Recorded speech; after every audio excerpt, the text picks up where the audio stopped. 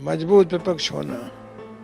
तो आज से ही विपक्ष मजबूत हो जाए तो ज़्यादा अच्छा है। इसलिए 14-24 कब आएगा इसकी छोड़ दो, पार्लियामेंट और बाहर संग्राम और संघर्ष करना है। तो निश्चित तौर पर देश बहुत बड़ा है और पार्टियां बहुत अलग अलग हैं, उनको एक हो करके एक विचार करके एक लक्ष्य बनाना चाहिए और इसके लिए व्यापक एकता की जरूरत आज देश में सबसे ज़्यादा है।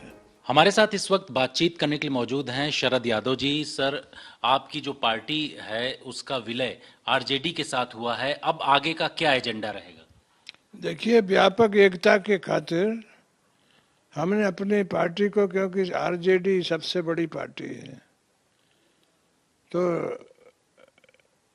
हमने सोचा कि अलग अलग पार्टी चलाने से कोई फायदा नहीं, इसलिए व्यापक एकता के लिए हमने ये मर्जर किया है। और इसके बाद बड़ा मर्जर या बड़े पैमाने पर सारे अपोजिशन को एक होना चाहिए, इस मुहिम को भी हम लोग चलाएंगे। अपोजिशन को एक करने की आप बात कर रहे हैं, कब तक, क्या आगे 2024 के जो चुनाव होंगे उसको लेकर के आप इस तरीके की कदम की बात कह रहे हैं? नहीं, वो मामला भी है, लेकिन जरूरी है लोकतंत्र में मजबूत विपक्ष होना। तो आज से ही विपक्ष मजबूत हो जाए तो ज़्यादा अच्छा है।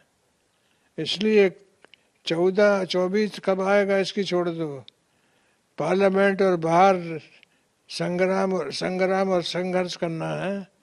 तो निश्चित तौर पर देश बहुत बड़ा है और पार्टियां बहुत अलग अलग हैं, उनको एक हो करके एक विचार करके एक लक्ष्य बनाना चाहिए और इसके लिए व्यापक एकता की जरूरत आज देश में सबसे ज़्यादा है। आरजेडी की तरफ से ये कहा गया कि इस पूरे मामलों को लेकर के कि लोकतंत्र इस समय खतरे में है, आपको क्या लगता है? मैं मानता हूं कि लोकतंत्र जो है वो एक तरह से आज जिस तरह से पैसे का, जिस तरह से प्रचार का, यानी चुनाव में जिस तरह से मनी का यानी पैसे का जो प्रभाव बढ़ा है, उससे लोकतंत्र कमज़ोर हुआ है। इसलिए ये भी बहुत बड़ा मुद्दा है कि लोकतंत्र जो है वो कमज़ोर हो रहा है, उसे मजबूत करना है। कश्मीरी पंडितों को लेकर के एक फिल्म बनी है कश्मीर फाइल्स, उसको लेकर के आपका क्या नजरिया है? क्योंकि अलग अलग राजनीतिक पार्टियां अलग अलग तरीके का बयान इसको लेकर के दे रही हैं। देखिए, मैंने फिल्म देखी नहीं है और जब मैंने फिल्म देखी नहीं तो कोई प्रतिक्रिया देना ठीक नहीं है, वाजिब नहीं है। जिन लोगों ने देखी है वो प्रतिक्रिया दे रहे हैं, मैं भी उसको देखूंगा और देखने के बाद मैं प्रतिक्रिया अपनी व्यक्त करूंगा। लेकिन जो उस समय घटना हुई थी, ये कहा जा रहा है कि 1990 में वीपी सिंह की उस समय सरकार थी और जो आरोप लग रहे हैं कि कांग्रेस पार्टी की वजह से ऐसा हुआ, आपने तो उस समय का दौर देखा है, आप क्या कहेंगे इस पर? देखिए, कश्मीर के मामले में कब किसके ज़माने में क्या हुआ ये बहस का नहीं है। कश्मीर का सवाल तो आज भी सबसे ज़्यादा यानी विकट परिस्थिति में है। आज भी कश्मीर की समस्या का समाधान हो गया क्या?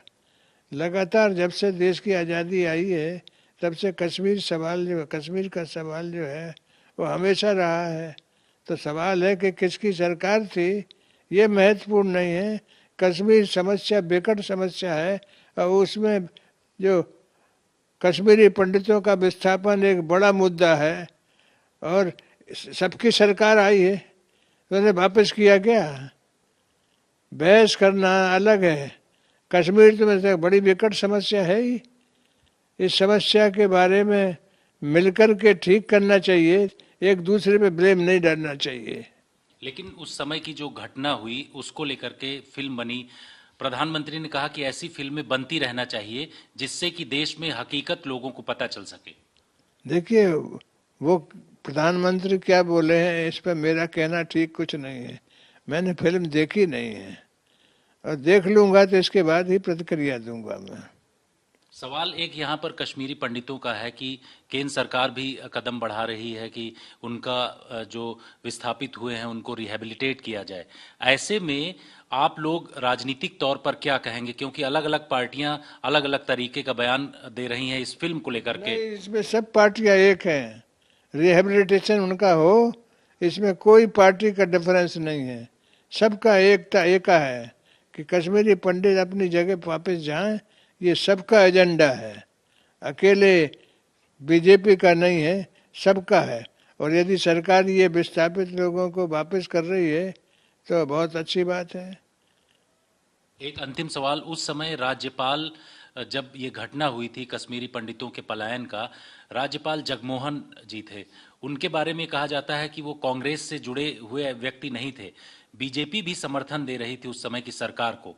तो जो सवाल उठाया जा रहा है कांग्रेस को लेकर के, इस पर भी अलग अलग तरीके की प्रतिक्रियाएं आ रही हैं। नहीं, वो प्रतिक्रिया जिनने देखी है फिल्म वो दे रहे होंगे, मैंने फिल्म देखी नहीं है, इसलिए किसी तरह की प्रतिक्रिया देना मैं वाजिब नहीं मानता।